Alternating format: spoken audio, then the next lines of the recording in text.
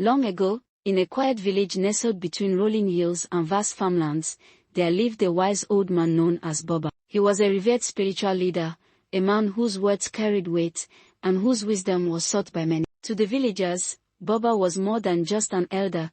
He was a custodian of truth, a bridge between the physical and the spiritual. People came from near and far to hear him speak, to seek his counsel, or simply to sit in his coming presence. Every morning, as the golden sun began its ascent and painted the sky with warm hues of orange and gold, Baba would sit outside his humble hut, brushing his teeth with a traditional chewing stick, watching as the village awakened to life. The sound of roosters crowing, the laughter of children fetching water, and the rhythmic pounding of yam against wooden mortar echoed through the air. Life moved slowly in the village, but with purpose. One such morning, as the misty clung to the hills in the distance, a young man approached Baba's hut. His name was Ehis, a once ambitious scholar who now bore the burdens of frustration and despair. His gait was slow, shoulders slumped beneath invisible weights, and his eyes, once bright with youthful dreams, now carried the weight of unfulfilled expectations. "Good morning, Baba," Ehis greeted, bowing respectfully. Baba looked up from his morning ritual and smiled warmly. "You are blessed, my son. What brings you to my domain so early?"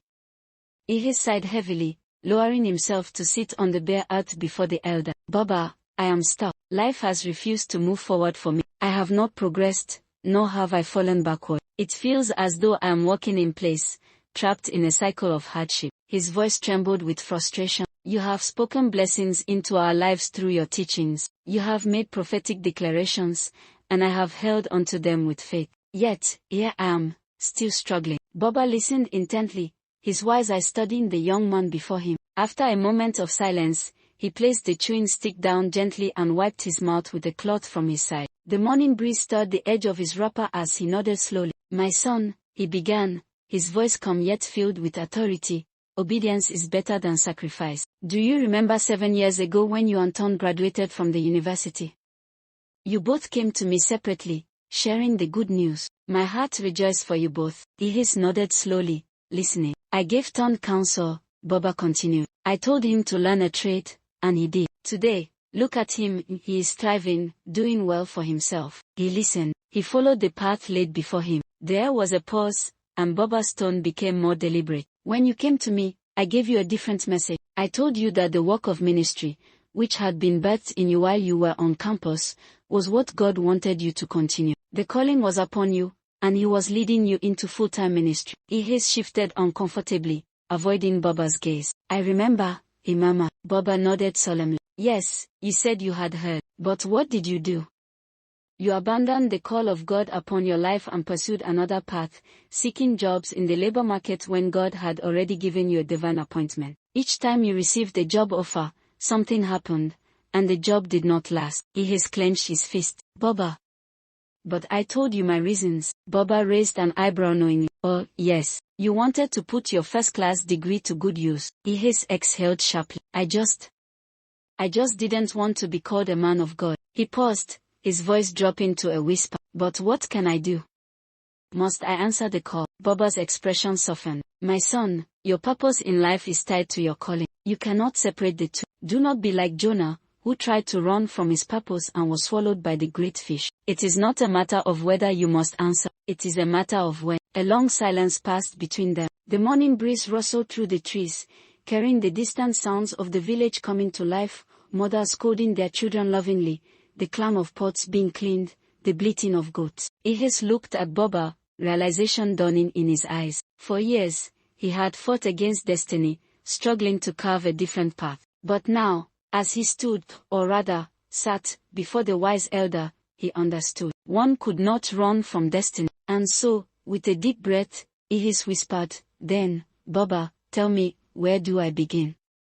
Baba smiled, his heart swelling with joy. "You have already begun, my son. The moment you surrender to the call, your journey truly starts." He motioned for Ehis to stand and follow him. They walked slowly, past the low walls of the compound, through a narrow footpath that led behind Baba's hut to a quiet grove of trees. The place was sacred, few villagers ever came there. Birds chirped softly above, and the rustling leaves whispered secrets only the spirits knew. Baba pointed to a flat rock beneath a large Iroko tree. "Sit," Ehis obeyed. "Close your eyes," Baba said gently, and listen. Ehis closed his eyes. At first, he heard only the sounds of the forest, the wind, the chirping, the creaking of branches. But then, as Baba began to hum a low, ancient tune, something stirred within him. Memories began to flood his mind, memories of his campus days, preaching to fellow students with passion and fire, leading prayer meetings in the early hours of the morning, feeling a joy so deep it defied understanding. Tears rolled down his cheeks. "I miss it," he whispered. Baba nodded,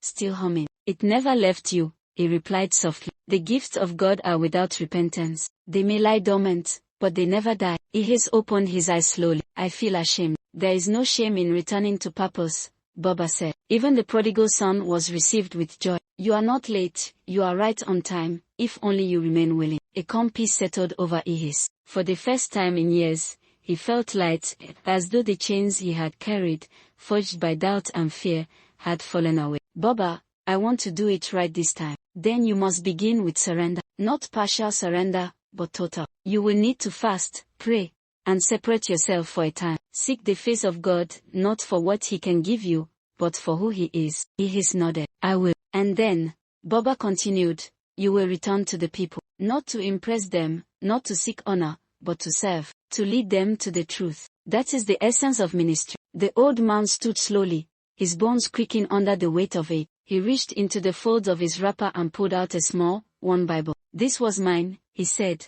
handing it to Ehis. "It has walked with me through battles and victories. Let it walk with you now." Ehis took it with trembling hands, overwhelmed. "Thank you, Baba. You will do well, Ehis. The Spirit of God is upon you." As they walked back to the hut, the sun was now higher in the sky, casting brighter light upon the land. But in Ehis's heart, an even greater light had been kindled. It was not just knowledge or revelation, it was purpose, and it burned with the intensity of 1,000 suns. From that day forward, Ehis began a new chapter. He withdrew for a season of preparation, living simply, praying earnestly, and studying the word. People in the village noticed a change. His demeanor, once heavy with sorrow, now carried peace. His voice, once choked with frustration, now flowed with grace. And when he finally emerged, ready to answer the call, he did not do so with pride or self-importance. He stood before the village square one evening, his Bible in hand, and spoke the first message of his ministry. He did not promise riches, nor did he offer easy answers. He spoke of surrender, obedience, and the joy of walking in purpose. The people listened, some wept, others came forward for prayer, and from that evening onward, the village was never quite the same. Even Tond, his old friend, came to him later that week. "You've changed," he said with awe. "No," Ehis replied with a gentle smile. "I've just come home." And Baba, sitting outside his hut with his chewing stick as usual, watched with quiet pride as the young man fulfilled the destiny he had long resisted. For when the divine calls, one must answer, and blessed is the one who does not delay the answer.